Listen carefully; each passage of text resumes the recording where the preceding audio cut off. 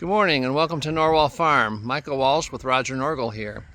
In this video we're going to be selecting some replacement ewe lambs and training the lambs to electric fence and putting them on pasture. We've got a spring breeding group going on for October lambs, and our spring lamb ewes are due in the next few days, so we're counting down the days till we get that done. If you haven't already, please subscribe to our channel, ring the notification bell, and hit the like button. That helps our channel. And if you would please, leave us a comment and share this video with a friend. So come along and we'll continue on taking care of the stock at Norwal Farm. Those are replacement ewe lambs for the group we'll be breeding for January lambs. Just took them out of the fattening pen. They're about 7.5 months old. So they're going to go out with the January lambs. Those lambs on pasture now are getting about a half a pound of grain a day, and so these have been getting 1.5 pounds because they've been on the fattening action. So they don't need that much now, and they'll be on pasture. And they'll stay with the lambs until the ewes have their lambs, and then when the ewes come out to pasture, we will mix these in with the ewes and their lambs. So that'll allow these to trim down but continue to grow.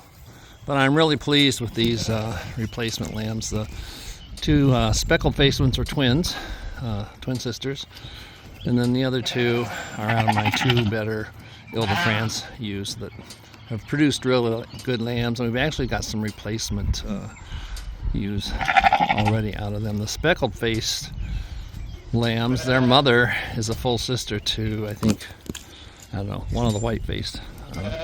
So really good ewe line that produces really good lambs. Pregnant ewes are doing a lot of scratching and itching, so we're going to give them Dectomax. It's an injectable. Treats them for lice and mange and get them treated before they have their lambs. So we'll get that done now.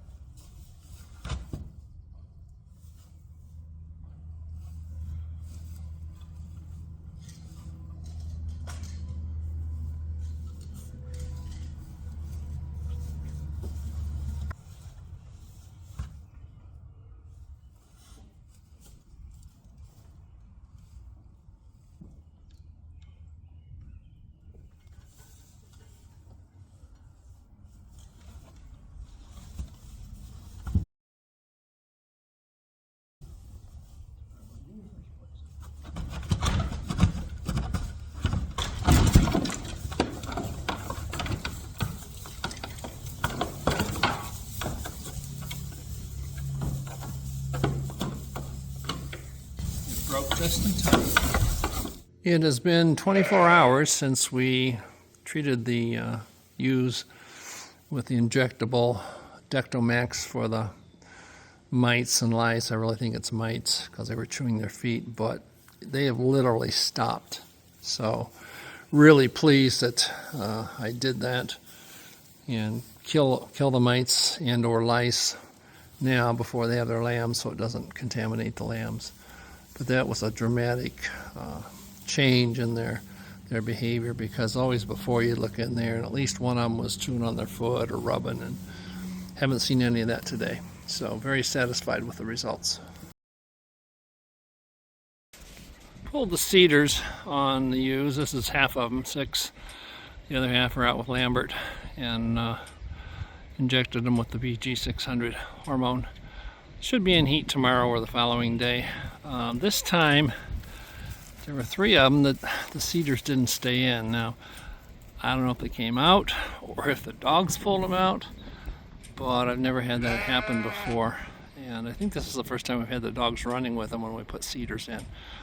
So we'll see how it works. I decided not to use Lamborghini. He was limping again today, so I just split them between the Dorset Cross Ram here and the Ile-de-France Ram out with the other ewes. So I got to go up and get some rattle mixed up and put on his chest. I don't think anybody's going to be in heat today, but we'll get that done. That way if anybody gets bad, they'll be marked. Just applied the rattle on him. We'll probably do that every other day. until he gets them all serviced. He did mark one or service one ewe before I got the rattle on. I don't know which one it is, but I'm sure he'll breed her again if she's in heat today. It's about an hour after I put the rattle on, and he did service one ewe.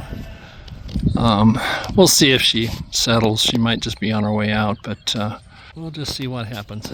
But Cracker's a good ram. He's a quiet breeder, but he's very good and very efficient. It's been 2 days since we pulled the cedars and gave the PG600 injection, and the other 4 ewes have come in heat and have been covered. So all these ewes have been covered within 2 days. So we'll go check on the other group and see how they're doing. Down here with Lambert and his group of ladies, and he has bred 3 of them overnight or today. So only got 3 more to go, and that's about right. They generally come in heat 20 or 48 to 72 hours after you pull the cedars. So that one ewe up in Cracker's group that got bred the first day, she might recycle because she might have been on her way out of heat. Like I said, 3 of these lost their cedars, but I thought they were in this group. So anyway, we'll just have to see what happens. January lambs are adjusting well to the rotational grazing plan. This is the first sward on this larger area, so it's enough. I'll leave them on 2 days and let them graze it down, and then we'll switch them the following day, and we're just going to work our way, build swards just on down, and that double gate down there is the edge of this section. So we've probably got a week to 10 days worth of grazing out here. I've constructed another sward, just the next one over. You can see that blue post beyond this. So we'll drive them down here, and then I'm just going to swing the end across so they can't come up here anymore. So the piece of fence that went over to that gate there, we just turned here, went straight across to the corner. So that'll direct them up here onto this new sward. I'm going to go drive the others down. The replacement ewe lambs aren't coming out consistently, so they're starting to hang with this group. So I'm going to go down and bring them up. You can see they stopped just as soon as they got into that new grass. They like that shorter, newer grass, less mature. It's just tastier for them. So that's what we want, especially on young growing lambs. You need really good young forage for them. I reviewed my records, and the lambs had been in this first strip for 2 days, which is about right. They grazed it down about like they should, so I think 2 days will be good. Evaluate it from day to day, depending on how they graze it. But that worked out pretty well. The replacement ewe lambs, they're still up there at the shed. I tried to bring them down. They don't want to come down, so they're not hungry enough yet. They'll get with the program. They've been out here before, but they just gotta find it on their own. I used the walk behind DR mower, mowed all of this. That's where they were grazing before. This will help this regrow. There was a lot of mature grass that kind of had some seed heads on it, so cutting it down, that'll generate new growth out here. I'm out here at the lamb paddocks, and we had a lamb get out last night. It was actually over there. I'm not sure where it went through. But anyway, they came out to graze this morning in this section, and then I think it was the same lamb crawled through up there. So what I've done, they've grown some, so I've raised the lower wire up a notch, so it's more at eye level. And then I brought the top wire down 1 notch, so there's less space between them, because that lamb went between the spaces. Also, their wool's pretty long. They haven't been shorn yet. They're January lambs, so I think that's acting as an insulator if they touch it with their neck. They're going to be shorn in about a week. So anyway, I did that and see how that works, and we'll go from there. Counting down to lambing. Official due date is 3 days from now, and they're all due in 3 or 4 days. There will be some variation, obviously, just natural variation. A lot of filling on the udders this last week.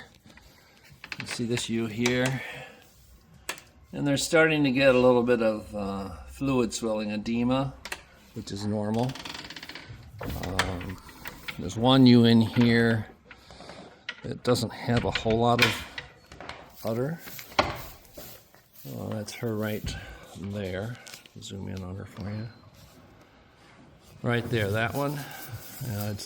It's developing more than it was. She's the ewe that last time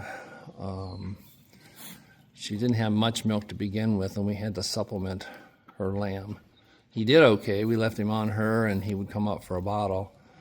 But I'm a little concerned that she may not have enough milk this time.